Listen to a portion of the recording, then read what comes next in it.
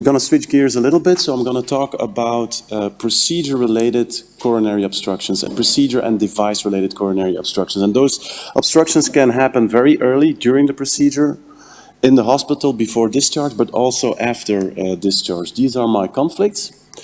And basically this slide by Richard Jabour summarizes what we're facing. So if you look at delayed coronary obstruction, and delayed is defined by coronary obstruction after exiting the cath lab, it can occur early, up to 7 days, and late after 7 days. And then there are several etiologies. There are anatomical risk factors, as expected, a narrow sinus, low coronary height, and excessive calcium.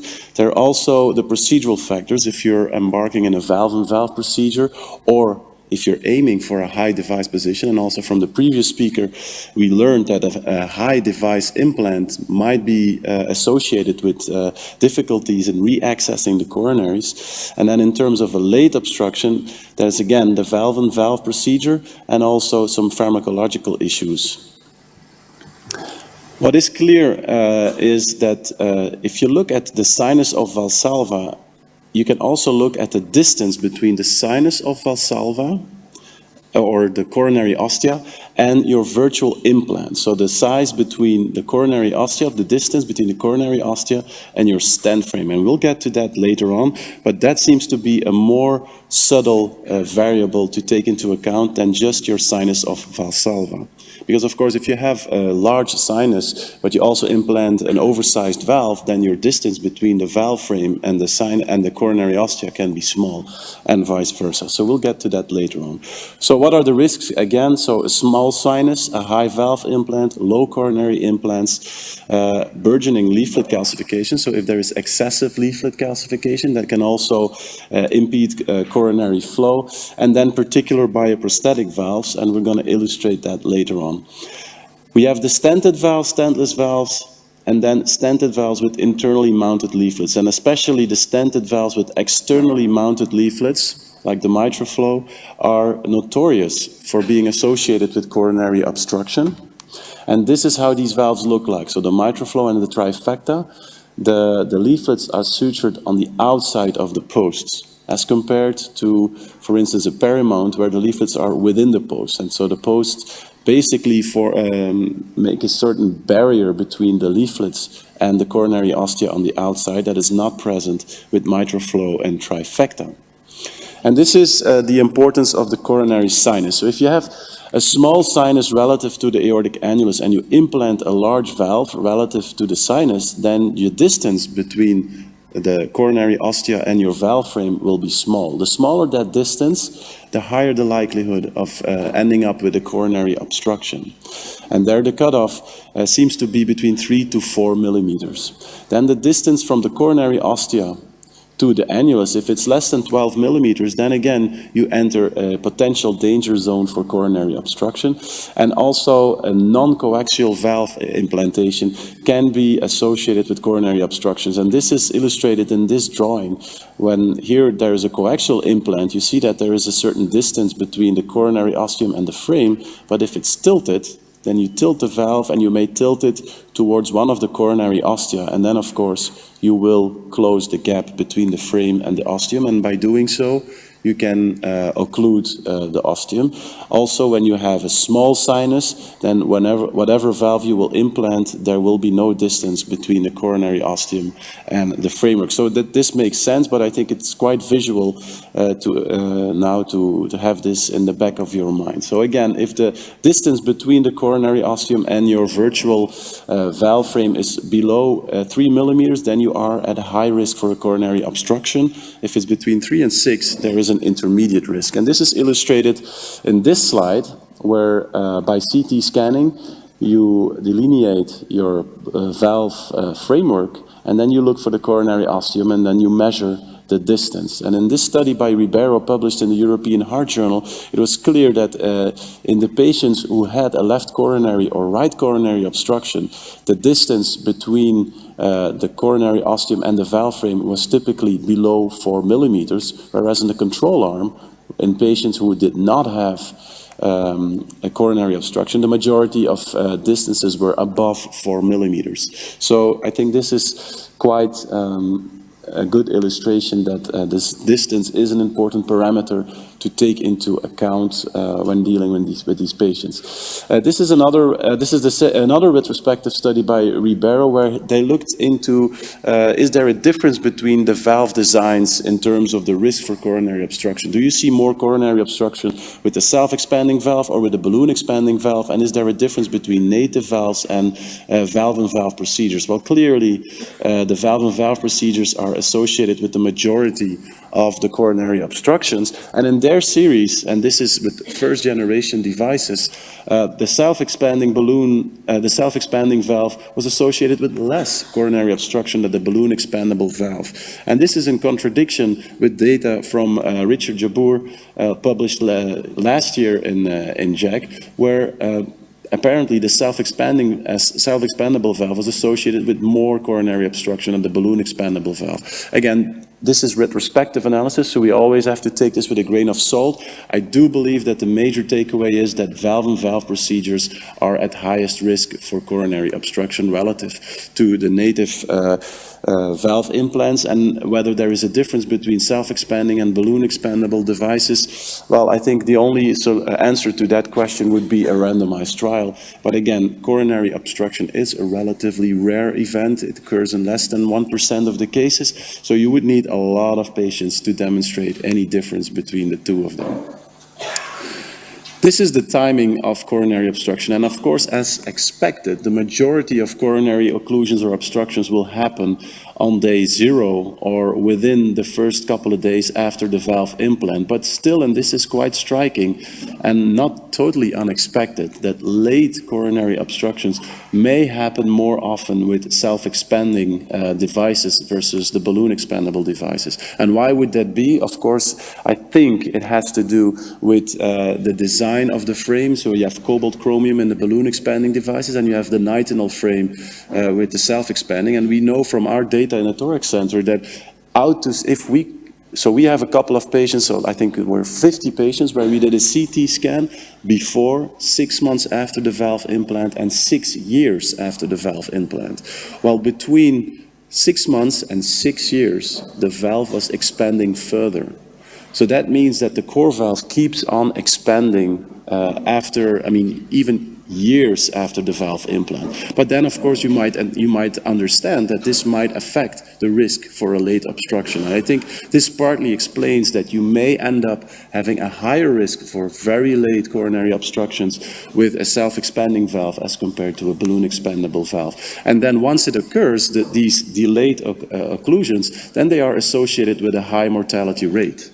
And this attests probably to the difficulty re-engaging these coronaries after a valve-in-valve procedure or a valve-in-a-native valve procedure. So these are two examples from the paper of Richard, where we also collaborated. This is an early delayed coronary obstruction, so before hospital discharge. This was a patient with a self-expanding core valve implant and evolute. 3 days after the valve implant, there was some haziness there. And they ended up stenting the patient.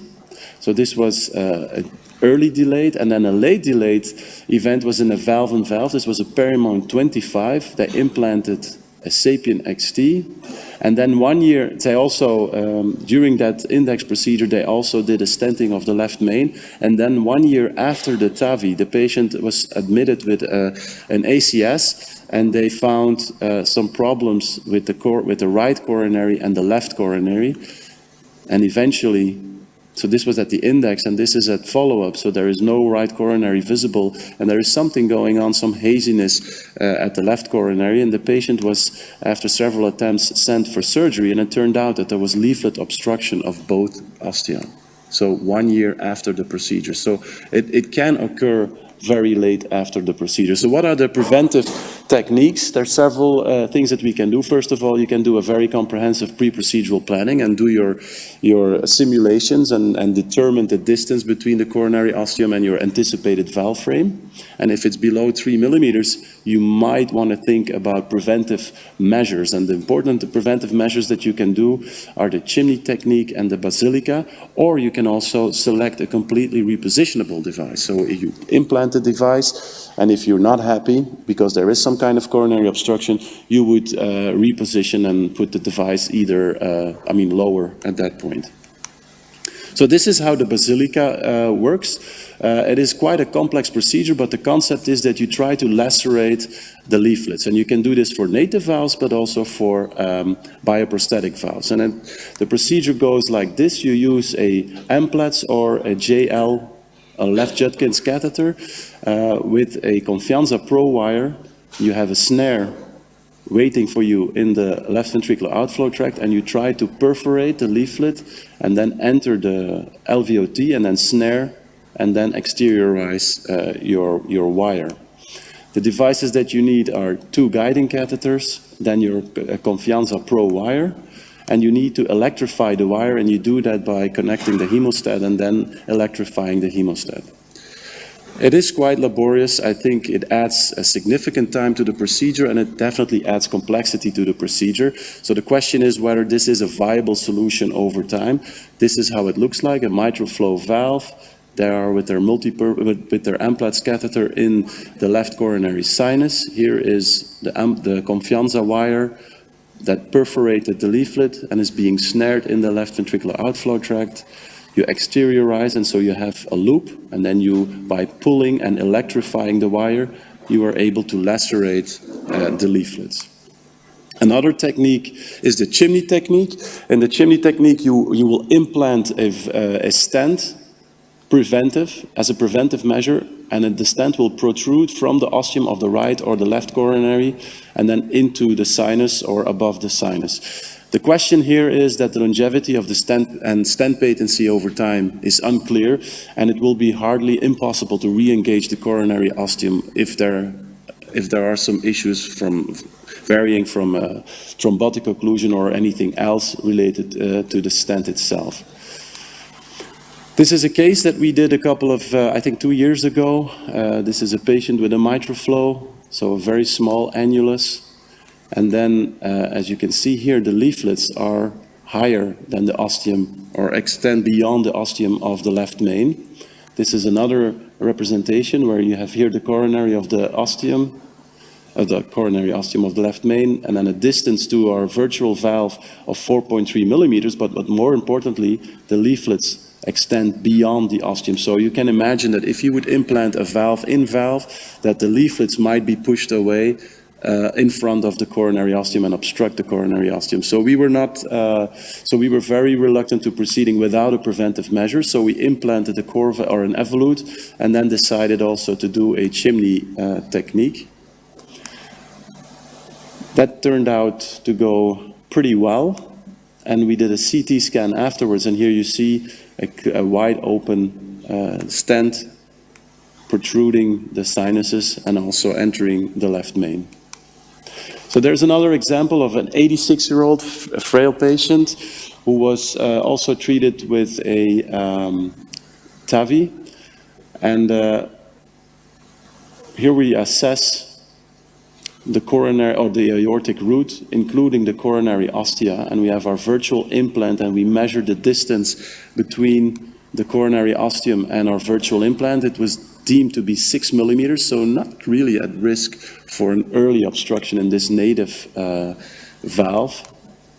So we proceeded with a valve implant, and this one is not running, so can we try to make it run? I don't know, but this was after the first implant, we had a at least moderate paravalvular leak, so we were not happy with that. So we proceeded with a balloon dilatation, so post-TIL, and this was our final result. So, if anything, a trivial PVL, and also a patent coronaries.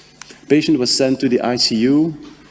In that particular time, we were still sending systematically our patients to the ICU. Nowadays, our patients just go back to the ward, but back then, this was the EKG at admission at the ICU, and then during her stay at the ICU, we were seeing dynamic EKG changes and chest pain. So we brought the patient back. This is a JL 3.5. We maneuver ourselves more or less coaxial to the coronary, but we were not able to enter through the frame at this point. But you definitely see some haziness here at the ostium of the left main.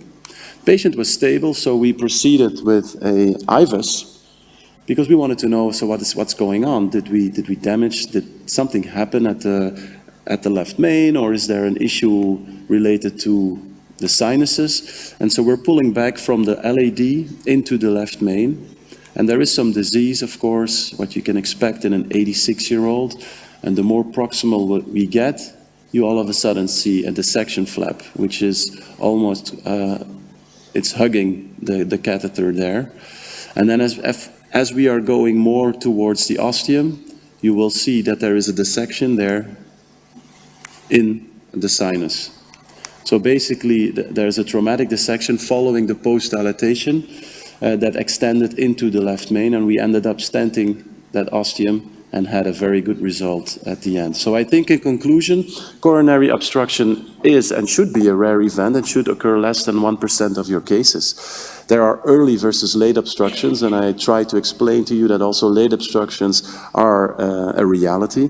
There are established risk factors, but nowadays we have some preventive techniques that seem to be somewhat complex, but we need to be aware of their existence. Thank you for your attention.